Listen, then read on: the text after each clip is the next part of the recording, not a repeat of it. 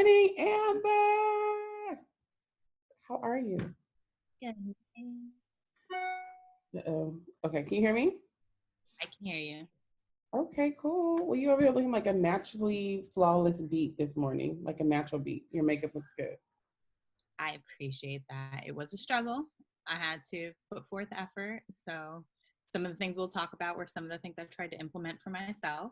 And Yeah, it was a struggle. Well, speaking of struggle, how's everything going with having the family at home? How many kids do you have? so I have 3 children, ages 14, 5, and 4. So Okay. it's been challenging because I'm traversing kind of 3 different avenues. I've got the high schooler, I've got a kindergartner, and a preschooler. Yeah. Okay.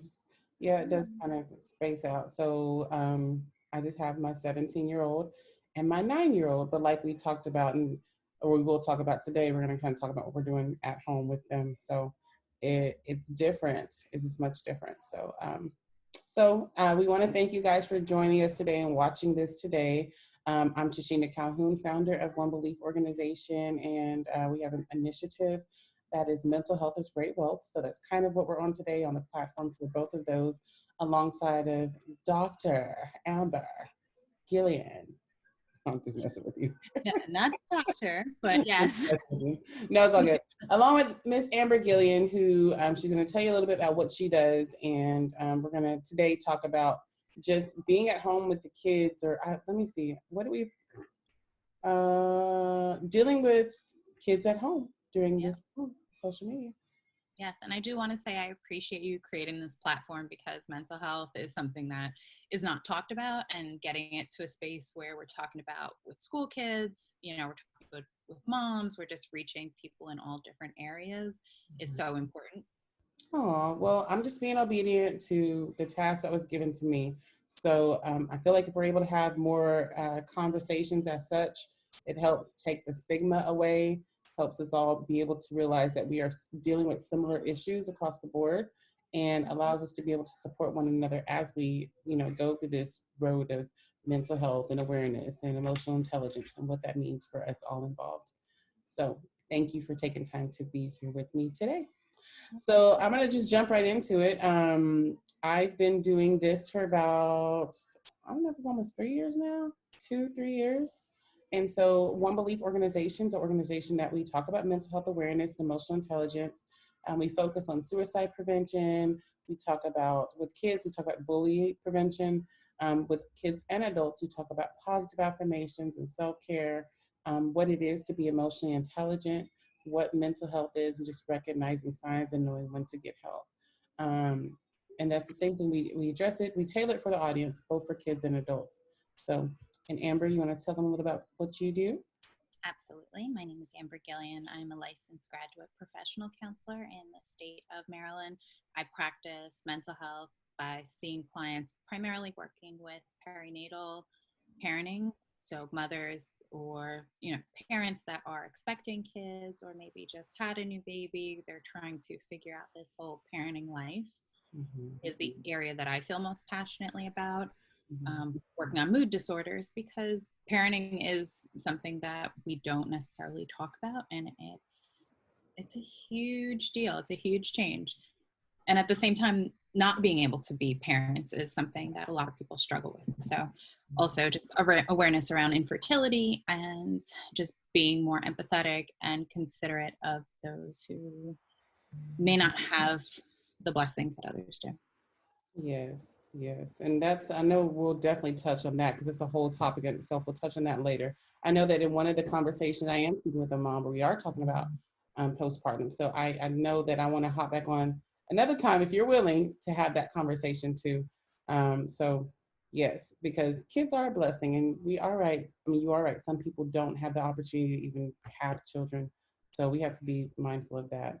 Um, and even like something as simple as asking that question, like, oh, do you have kids? And if not, when are you going to have some? It's such a, you just never know what someone's dealing with. So definitely want to be mindful of that. So, Right. And I appreciated you.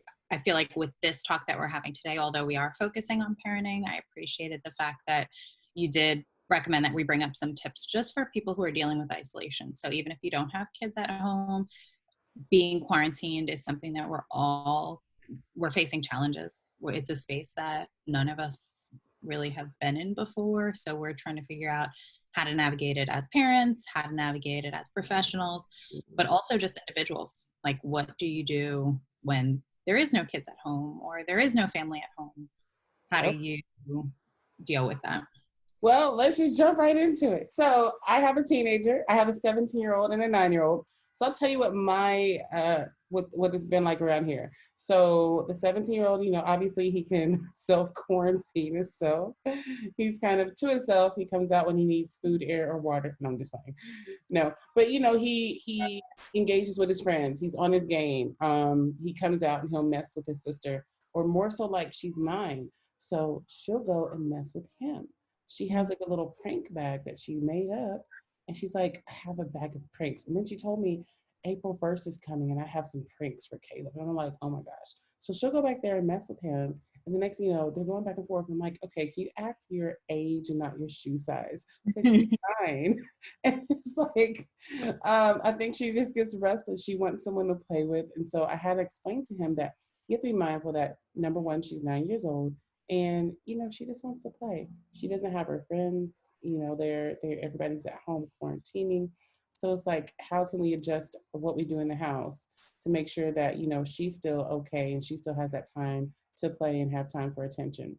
So what it's like for me to differentiate from a 17-year-old, I talked to him about, okay, you're going to be a senior this fall. What are we working on? What are things you want to do after graduation? How can I help you to kind of work towards those goals? Because he has a few different businesses that he works on, like that he just started, which he's been doing pretty good. He's been doing like reselling. And he actually hit the 4-digit club. And I was like, okay, go ahead. And so it's just like encouraging creativity and understanding, or having that conversation with a 17-year-old or your teenager or your preteen about, hey, imagine that you were an adult right now and this same situation happened. Let's think about what that is. Because although they're not adults, they need to understand the impact that this has on, they see that they're not going to school, but just pushing them, challenging them to think about, okay, if you were an adult and this happened right now, what would that mean for you? What would you feel like as a result of it?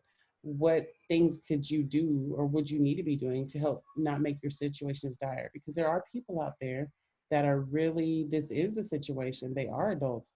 They are furloughed. They are without jobs. So it's like having some real conversations with your preteen to get them to challenge them to think outside the box of what they can do now to be creative, because we're moving forward in a society where if you're talking about your teen and them being a successful young adult, they can't just survive on one job or just one source of income.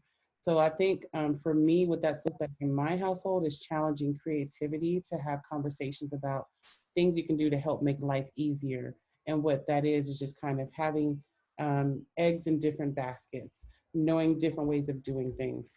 Now, for his social engagement, like I said, he's 17, so he's on the computer or he's talking to friends on the game. We're not having company, but he is still having that time of social engagement. One of his jobs, they've closed completely because he actually has 2 jobs. Like he just wanted to, I don't know. When I was a teenager, I had 2 jobs too. I had one at the doctor's office and one at Texas Roadhouse.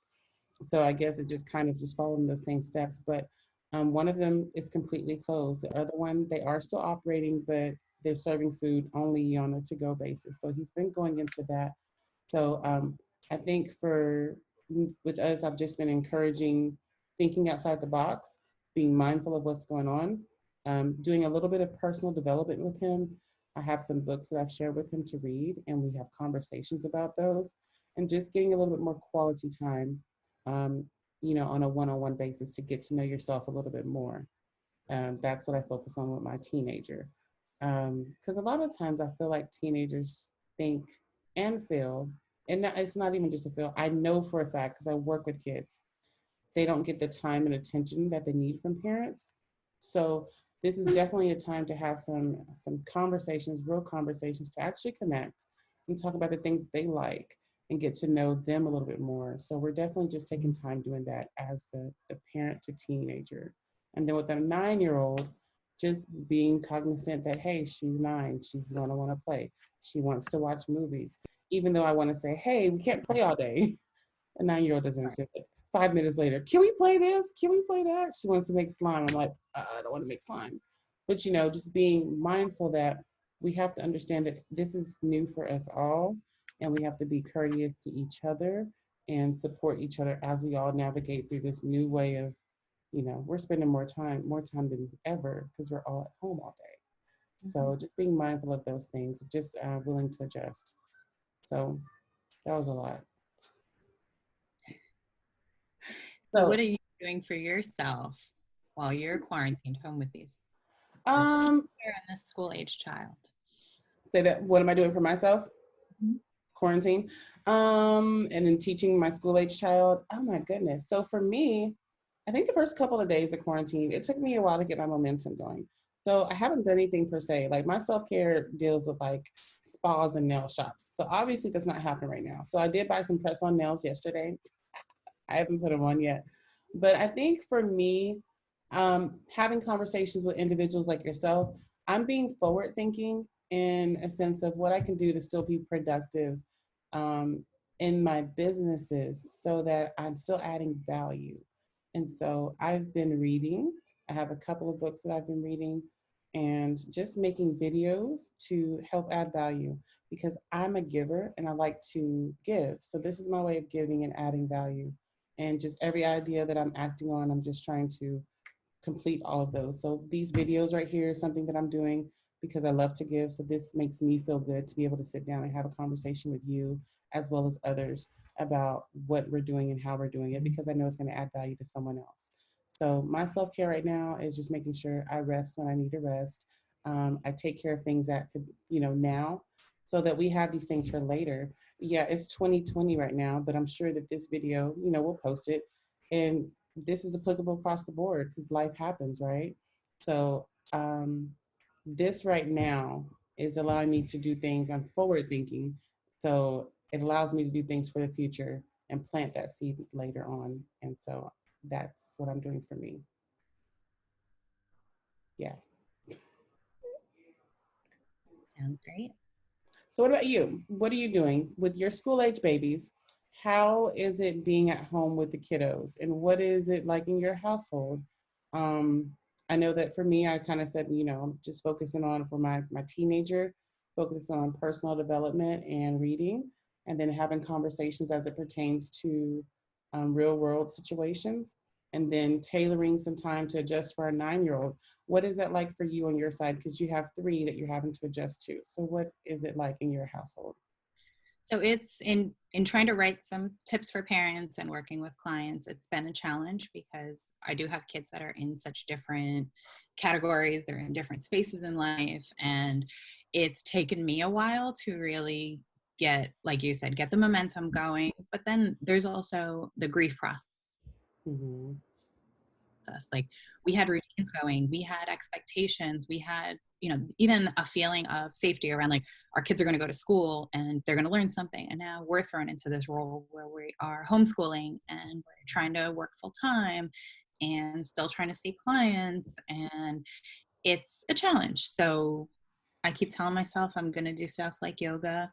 I did do Zumba the other day online, which was fun, but my 4-year-old was on my back for some of it because she needed attention. Was that part I don't know. I'm just playing. It wasn't part of it, but if I wanted to get my Zumba done, I had to just work it in. And like I said, I did it once, so I'm a work in progress. But I just, in talking to clients, basic things that I think all of us could focus on.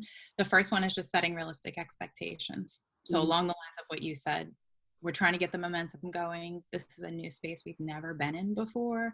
So also understanding we can't do it all. We weren't designed to, some people love school, like teaching, and I admire teachers for all that they do.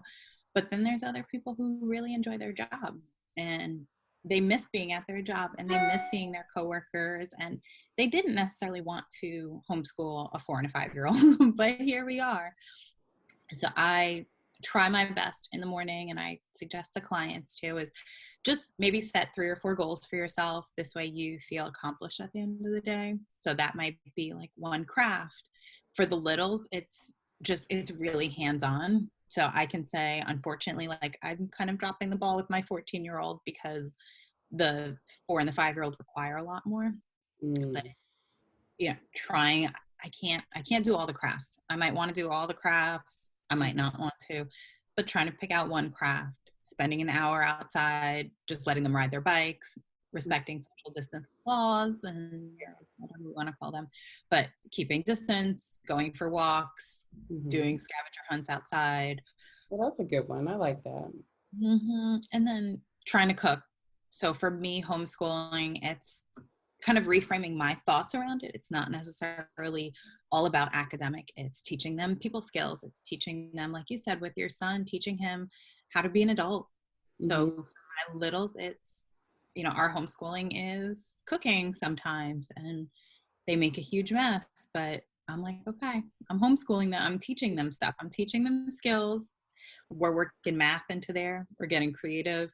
It doesn't necessarily have to be worksheets, but just giving myself the understanding that, yes, they have assignments they need to complete, but I have work I need to get done too. So, We know that makes. also, yeah, also just like trying to stick to a routine. Mhm. Kids thrive in routine, adults thrive in routine. We're creating a new routine Mhm. because everybody's situation is different. So some people have the flexibility where they can work from home, but some people are also on calls. And you know, forgive yourself if your kids need to watch Frozen 2 again so you can get on a conference call and have quiet space. Like, do that. They'll Yeah. be okay. Yeah. No. If your little people need to eat cereal for dinner because you didn't get the time to get out to the grocery store, or you didn't have the money that day to get to the grocery store, like, Mhm. do that. They'll Yeah. be okay. So I definitely agree with that. Just because we have in our mind how things should be and with the way we want it, and understanding that it may not necessarily be that way, and but being okay with that too. Right. So that makes sense. So it makes perfect sense. So I like that a lot because we'll be like our own worst critic and we won't forgive ourselves. We'll like hold ourselves to it, don't forgive, and like, I did not do that. And so just being, flexible in this time of that we need to be a little bit more reasonable. So yeah, I like those tips for parents. So just to recap those tips for parents, we have I remember forgive ourselves. So what was number one? No problem. So it's just setting realistic expectations for yourself. So in the morning, before you get going, maybe write out 3 or 4 goals that can help you feel accomplished. And that can be whatever you choose. It's by your design. To do those. So I know for me, each day I'm writing out the things I need to do.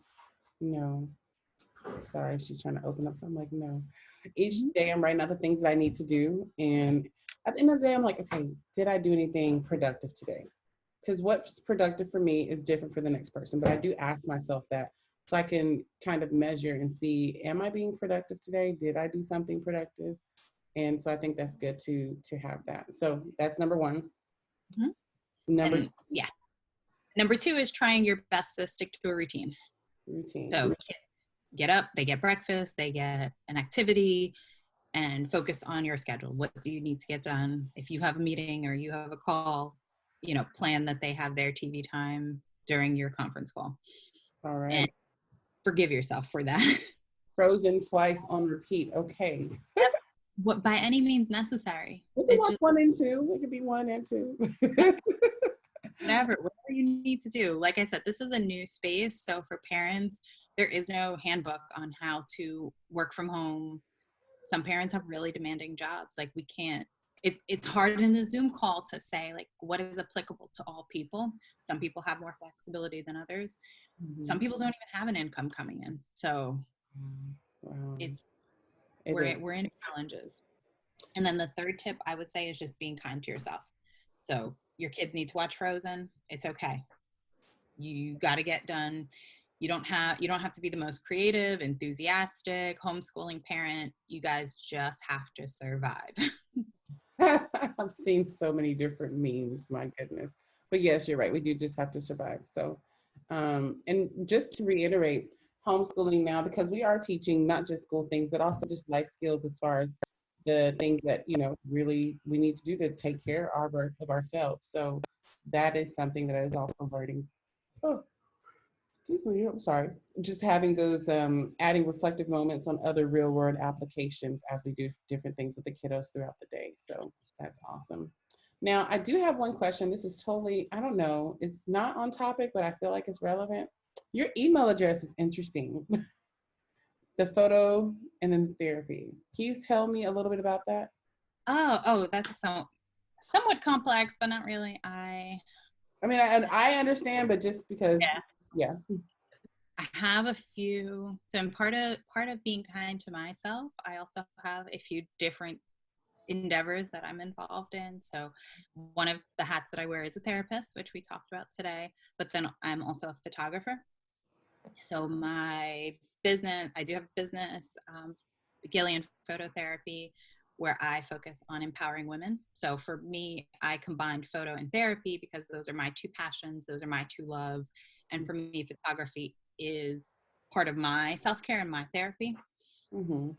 And Awesome. for creatives, this time is hard too. Like we can get into that when we spend a few minutes on tips for self, but we're grieving the fact that some of the things that we love to do as people, we We can't do. can't. Yeah. Well, most definitely. And so, how does that? I already know you probably is affecting your photography the same way it is mine. So I'm not going to ask about that. But your therapy, are you seeing clients virtually, or what does that look like? So so I do see clients. I'm trained to see clients online. So we do distance therapy. But then for some clients, if it's a challenge, it's a challenge scheduling because they may not be in a home environment where they can have privacy or where it's safe. So I am trying my best to connect, but with therapy, this is also a new space where we're like, we can do therapy online, Yeah, but what does that look like? So still figuring that out. everybody is at home. So Mhm. yeah, And okay, some of the issues they want to talk about are at home with them. exactly. That makes sense. So it does limit, that safe space of coming into the office. Mhm. So we definitely miss our human interaction. So hopefully this will be a thing of the past once we get past this as a nation. So, but I just want to thank you for taking time. I know that we'll hop back on another call. I know you have a meeting here in a few minutes. So we'll hop back on another call and the technology will work just fine. And we'll circle back. But I thank you so much for just talking with me today about the challenge of, having kids at home and adjusting to the new normal as it is right now.